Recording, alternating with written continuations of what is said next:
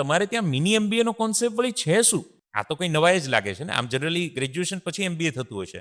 11-12માં આપણે કોમર્સમાં mini MBA concept ચલાવીએ. Okay. ખાસ કરીને આપણે બુક તો ભણાવી દે છે, પણ બુકની બહારની જે દુનિયા છે એને અમે મિની એમબીએ કહીએ છીએ. ઓકે. ટીચર્સ બધું સારું ભણાવી શકે છે, બધું કરી શકે છે, પણ બહારની દુનિયામાં અમે લોકો શું આપી રહ્યા છે કે તો એમને બેંક વિઝિટ કરાવીએ છીએ, ઇન્ડસ્ટ્રીયલ વિઝિટ કરાવીએ છીએ.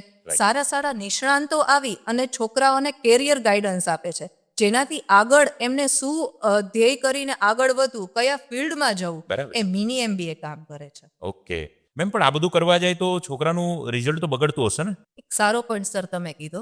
રાઈટ. રિઝલ્ટ બગડતું નથી, પણ છેલ્લા 8 વર્ષથી તમને કહું ને તો Yes. ધોરણ 10 અને 12નું 100% અમે રિઝલ્ટ અરે આપેલું છે. 100%. 100% રિઝલ્ટ આપેલું છે. ઓકે. એ ક્યારે આવેલું? બુકનું જ્ઞાન તો આપેલું જ, સાથે આ બહારની દુનિયા બતાવીને એનાથી આ રિઝલ્ટ એટલે એનો ભણવામાં ઇન્ટરેસ્ટ વધી ગયો. ખૂબ જ વધી ગયો. ઓકે. બીજો પોઈન્ટ એ છે કે LP Savani group of school 2002 થી શિક્ષણ જગતમાં કાર્યરત છે, એટલે શિક્ષણ જગતનો ખૂબ બળો અનુભવ છે. અને એમાંની એક બ્રાન્ચ આપણી એલપી સવાણી સંસ્કાર વેલી, જે મોટા વરાછા ખાતે છે. એમાં માત્ર 10-12માં નહીં, પણ બાલભવનથી લઈ અને ધોરણ 12 સુધી આવું જ રિઝલ્ટ અપાય છે. અરે વાહ.